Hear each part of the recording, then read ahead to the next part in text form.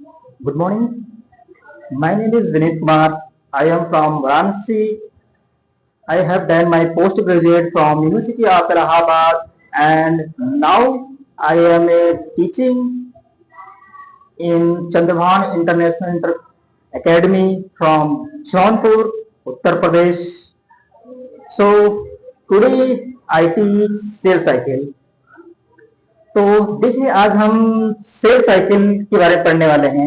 तो before cell cycle पढ़ने से पहले हम थोड़ा सा इसके इंडेक्स के बारे में देख लेते हैं कि सेल साइकिल में हमको क्या क्या पढ़ना है। तो थोड़ा सा इंडेक्स यहां देखते हैं। तो हम इसमें पढ़ेंगे कि हमारा सेल साइकिल क्या है, ठीक है, और क्यों जरूरी है, why cell cycle is important, and different phases कह सकते हैं सेल साइकिल के डिफरेंट फेज, कौन कौन से फेज हैं, उन फेजेस का सिग्निफिकेंस, या कह सकते हैं उन फेज के क्लासिफिकेशन। फिर हम देखेंगे mitosis and meiosis and overall cell cycle का हम सिग्निफिकेंस देखेंगे। तो ये हमारा इंडेक्स है। इस हम पूरे लेक्चर में इन चीजों को हम कवर करेंगे कि हमारा सेल साइकिल क्या है, ठीक है, सेल साइकिल क्यों होता है, ठीक, डिफरेंट फेजेस देखेंगे और इन फेज को हम क्लासिफाई भी करेंगे, और हम देखेंगे कि माइटोसिस क्या है और मियोसिस क्या है, दोनों में मेन डिफरेंस क्या है। फिर हमारा सेल लास्ट में डिवाइड कैसे होता है वो भी देखेंगे, मतलब प्लांट में किस तरह डिवाइड होता है और एनिमल में किस तरह डिवाइड होता है, ठीक। और लास्ट में ओवरऑल पूरी की हम क्या देखेंगे, सिग्निफिकेंस, ठीक है। तो सबसे पहले हम हमारे दिमाग में आता है कि सेल साइकिल आखिर है क्या है, why to need cell cycle, मतलब सेल को डिवीजन क्यों जरूरी है।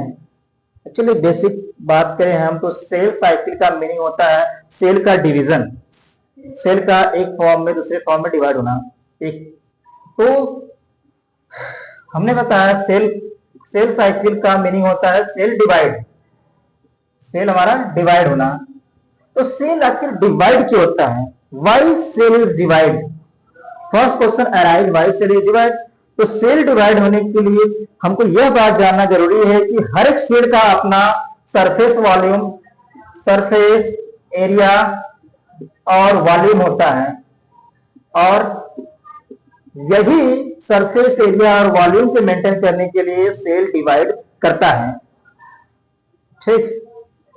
तो अब हम देखेंगे यहां पर कि सेल की, यहां हमने देखा सेल साइकिल क्या है। सेल साइकिल जनरली सेल का डिवीजन है। क्यों इंपॉर्टेंट है, क्योंकि हर एक सेल का अपना सरफेस एरिया और वॉल्यूम होता है, ठीक है, और हर सेल अपना सरफेस एरिया और वॉल्यूम के मेंटेन करने के लिए डिवाइड करता है, ठीक। तो यहाँ वाई के बारे में देख लिया कि क्यों इंपॉर्टेंट है। अब डिफरेंट फेजेस के बारे में देखेंगे हम। डिफरेंट फेज हमारा, ये मुख्यतः जो सेल साइकिल है दो फेज होते हैं, एक होता है इंटरफेज और एक होता है एम फेज। एम फेज को जनरली हम माइटोटिक फेज कहते हैं, माइटोटिक फेज। तो जो हमारा इंटरफेज होता है यह कह सकते हैं सेल साइकिल, जो सेल साइकिल का 90% कवरेज करता है, अर्थात 90% या कह सकते हैं 90% सेल साइकिल का यही पार्टिसिपेट करता है। सपोज दैट इसका मीनिंग यह है कि यदि कोई सेल 24 आवर्स में डिवाइड हो रही है, ठीक है, मान लीजिए ये सेल है 24 आवर्स में डिवाइड हो रही है, तो 23 आवर्स आपका लेगा केवल इंटरफेज, केवल इंटरफेज 23 आवर्स लेगा। तो इस तरह हम कह सकते हैं कि इंटरफेज सेल साइकिल की सबसे लॉन्गेस्ट फेज होती है, सबसे लंबी फेज होती है, ठीक है। और हम सेल साइकिल को भी डिवाइड करते हैं 3 भागों में, या classified 3 part, G1 S G2। हर फेज का अपना अलग कैरेक्टरिस्टिक होता है। जैसे G1 फेज की बात करते हैं, जिसमें हमारा गॉल्जी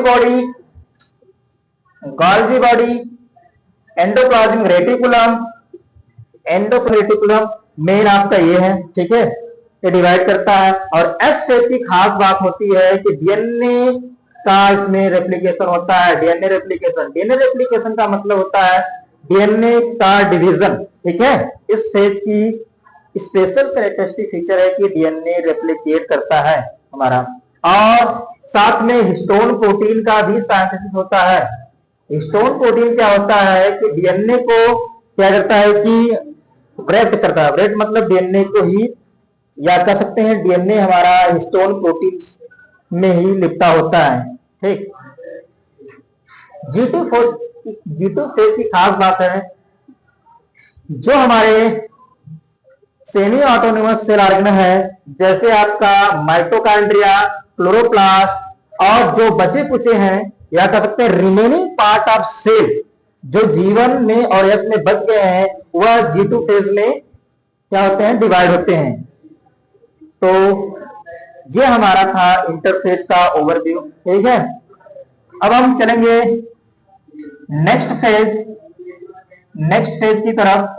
नेक्स्ट फेज हमारा है एम फेज। एम फेज हमारा डिवाइड है 2 फेज में। एक है कैरियोकाइनेसिस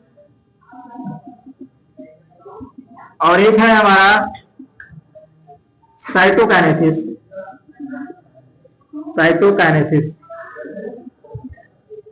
अभी कैरियोकाइनेसिस और साइटोकाइनेसिस क्या होता है?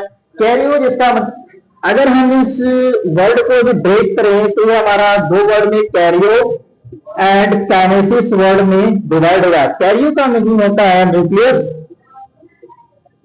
एंड काइनेसिस का मीनिंग होगा डिवीजन, अर्थात इसमें केवल न्यूक्लियस का डिवीजन होगा। इस फेज में केवल न्यूक्लियस ही डिवाइड होगा। तो हमारा कैरियोकाइनेसिस देखा जाए तो 2 टाइप का होता है। फर्दर से क्लासिफाई करें तो यह 2 टाइप का होता है। एक होता है हमारा माइटोसिस और एक होता है मियोसिस। Mitosis and meiosis. अब यहां देखिए, थोड़ा कंफ्यूज मत होइएगा। एम फेज को माइटोटिक फेज कहते हैं, ठीक है। और कैरियोकाइनेसिस भी हमारा डिवाइड हुआ है माइटोसिस एंड मियोसिस, अर्थात इसमें लास्ट में टीआईसी लगा है, टिक, और इसमें लास्ट में एसआईएस, बट यहां पर माइटोसिस, सॉरी टिस लगा है, माइटोटिस, ठीक, टिस है, और यहां पर एसआईएस सिस है, ठीक है। टिस और सिस, यहां पर टिक है, सी और एस का अंतर है। छोटा सा ट्रिक है कि आप इस ट्रिक से पहचान सकते हैं कि माइटोटिक या माइटोटिस या मियोसिस में क्या अंतर है दोनों में। देखिए माइटोसिस में क्या होता है, यदि कोई हमारा सेल 2n स्टेज में है तो वह 2n स्टेज में ही रहेगा, ठीक है, और n स्टेज में है n स्टेज में ही रहेगा। अर्थात हमको यदि न्यूक्लियस का डिवीजन करना है और कोई डिप्लॉइड सेल है, सपोज दैट हमारी हैंड की सेल है, इस हाथ की सेल है और इस हाथ की सेल को हमको डिवाइड करना है बिना क्रोमोसोम चेंज किए हुए, तो उसमें हम माइटोसिस कराएंगे, ठीक है।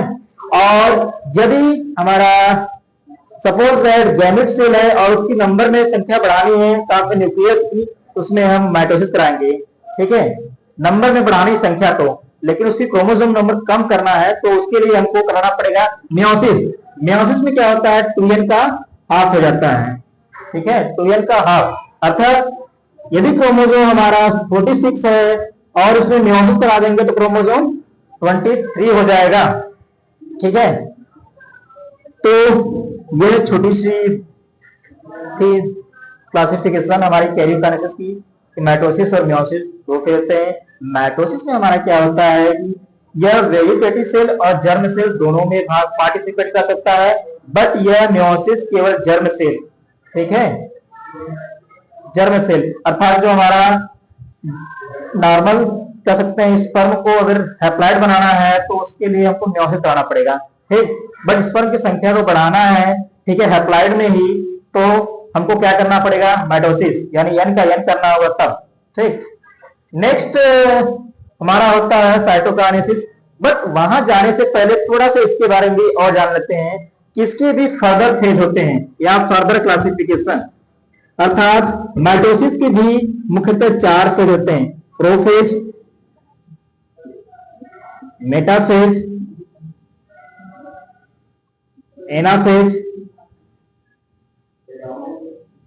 And telophase. और मियोसिस के भी 2 टाइप होते हैं, meiosis first and meiosis second. और मियोसिस फर्स्ट के भी 4 टाइप होते हैं, यानी 4 टाइप होते हैं, प्रोफेज फर्स्ट,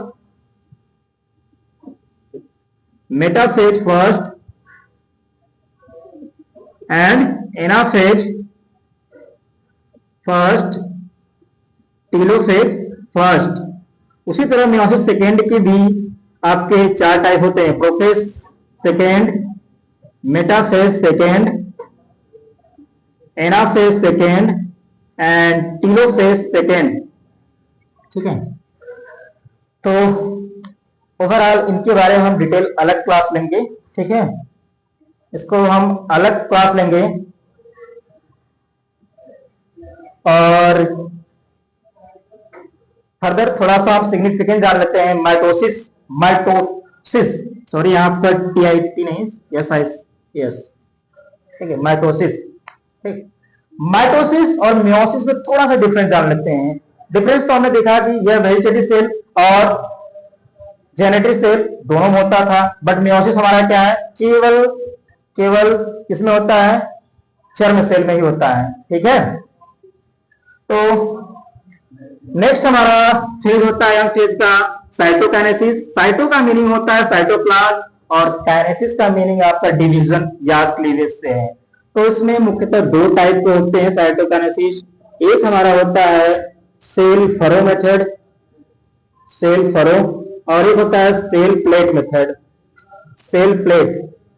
सेल फरो का मतलब, सेल फरो जनरली हमारा देखने को मिलता है एनिमल सेल में। एनिमल सेल में जो जिस टाइप का डिवीजन होता है साइटोप्लाज्म का उसे सेल फरो, और प्लांट सेल में सेल प्लेट मेथड होता है, सेल प्लेट मेथड द्वारा होता है। अब ये सेल फरो और सेल प्लेट क्या होता है, सेल फरो में क्या होता है, जैसे कोई हमारा ये सेल है, ठीक है, इस सेल में एक इस तरह से फरो डेवलप हो जाएगा, यहाँ इस तरह से फरो डेवलप हो जाएगा, फरो, और ये फरो आगे चल के और अंदर कॉन्स्टिक्ट होगा यह फरो, और एक समय बाद यह फरो अलग हो जाएगा और सेल डिवाइड हो जाएगा। ये तो हमारा सेल फरो मेथड था, जो कि एनिमल में पाया जाता है इस टाइप का डिवीजन। और सेल प्लेट में क्या होता है कि कोई सेल है और बीच में हमारा जो प्लाज्मोडेस्माटा है, एक हमारा क्या बना देगा, प्लेट, और ये प्लेट आगे जाके इक्वल डिवीजन करेगी, इक्वल डिवीजन हो जाएगा, इसे सेल प्लेट कहेंगे, ठीक। इसलिए क्या कहेंगे, सेल प्लेट, ठीक है। तो ये तो हमारा ओवरऑल सेल साइकिल था। अब हम यहाँ पर क्या देख चुके हैं, डिफरेंट फेज क्लासिफिकेशन भी देख चुके हैं, माइटोसिस भी देख चुके हैं, मियोसिस भी देख चुके हैं। अब ओवरऑल सेल साइकिल का सिग्निफिकेंस क्या है, सेल साइकिल का सिग्निफिकेंस पहला यह है कि कह सकते हैं हीलिंग में रिपेयर करता है, हीलिंग रिपेयर का मतलब जैसे बॉडी में कोई चोट लग जाती है या हैंड हो गया या किसी भी वेजिटेटिव पार्ट में इंजरी होने पर उसमें क्रोमोसोम की कंटेंट सेम होना चाहिए, अर्थात 2n तो 2n, उसके लिए हम इस माइटोसिस की सहायता से हम क्या करेंगे, उसको मेंटेन कर देंगे। चर्म सेल फॉर्मेशन के लिए, वेरिएशन के लिए, यदि हमारी प्रोजेनी में वेरिएशन चाहिए तो वहां हम मियोसिस करा के उसमें क्या करेंगे, हम वेरिएशन ला सकते हैं। अब मियोसिस में ऐसा क्या होता है कि वेरिएशन आता है, उसके लिए आप यहाँ पर हम अलग क्लास लेंगे जो डिटेल में बताएंगे कि मियोसिस में एक फेज आता है प्रोफेज, जिसमें हमारा एक फेज आता है पैकाटी, उसमें होता है क्रॉसिंग ओवर, और उस क्रॉसिंग ओवर के माध्यम से हमारा जीन का एक्सचेंज होता है, और वही एक्सचेंज ऑफ जीन जो कि वेरिएशन लाता है। ठीक, और मेंटेन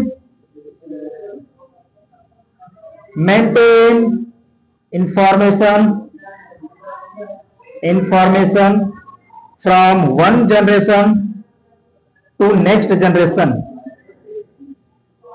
अर्थात इसी सेल साइकिल द्वारा इंफॉर्मेशन का कोई भी इंफॉर्मेशन जैसे 2n सेल वाला इंफॉर्मेशन है उसको नेक्स्ट सेल तक ले जाना है, तो उसको मेंटेन करने के लिए हमारा एक सेल साइकिल इंपॉर्टेंट है। तो इस तरह ये मेजर आपके इंपॉर्टेंस है। तो बाकी हम इसकी क्लास और डिटेल में देखेंगे, बस यहाँ मेरा पर्पज था सेल साइकिल को ओवरव्यू समझाना।